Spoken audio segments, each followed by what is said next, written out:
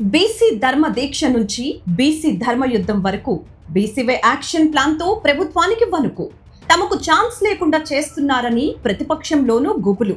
అధికార ప్రతిపక్షాల్లో ప్రకంపనలు రేపుతున్న బీసీ ధర్మ యుద్ధం. బీసీవై పార్టీ అధినేత బోడె రామచంద్ర యాదవ్ పిలుపునిచ్చిన బీసీ ధర్మ యుద్ధంపై ప్రభుత్వంలో గుబులు స్పష్టంగా కనిపిస్తోంది. బీసీ ధర్మ యుద్ధం ఒక సుదీర్ఘ పోరాటానికి ఆరంభమని బోడె రామచంద్ర యాదవ్ ఆల్రెడీ డిక్లేర్ చేశారు. దానికి తగ్గ పోరాట వ్యూహం కూడా సిద్ధమైంది.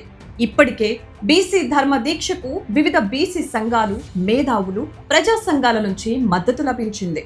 ప్రభుత్వాల తీరుపై ఆయన చేస్తున్న విమర్శలు, ముఖ్యంగా అమరావతి భూముల వ్యవహారంలో ఆయన లేవనెత్తుతున్న అంశాలు రాజకీయ వర్గాల్లో సంచలనం రేపుతున్నాయి. బీసీ తరపున గలం వినిపించడంతో పాటు మరో సైడు నుంచి ప్రభుత్వ అవినీతి, అక్రమాలను, అమరావతిలో భూ దోపిడీని, పారిశ్రామికవేత్తల పేరుతో భూ పందేరాలను, పేదల నుంచి బలవంతంగా లాక్కుంటున్న భూముల విషయంలోనూ గట్టిగా ప్రశ్నిస్తున్నారు. ఈ మూకుమ్మడి దాడికి ప్రభుత్వంలో వణుకు పుడుతోంది.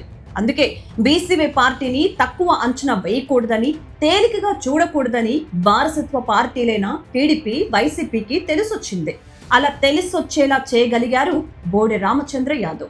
బోడె రామచంద్ర యాదవ్ రాజకీయ ప్రస్థానాన్ని గమనిస్తే ఆయన కేవలం ఒక రాజకీయ నాయకుడిగానే కాకుండా బీసీల సమస్యలపై నిలదీసే ఒక ప్రజా ఉద్యమకారుడి కోణంలో తనను తాను ఆవిష్కరించుకుంటున్నారు. ఆయన చేస్తున్న ఈ ధర్మ యుద్ధం ప్రభుత్వ విధానాల్లో ఖచ్చితమైన మార్పు తీసుకువస్తుంది. రాజకీయ విశ్లేషకులు సైతం నమ్ముతున్నారు.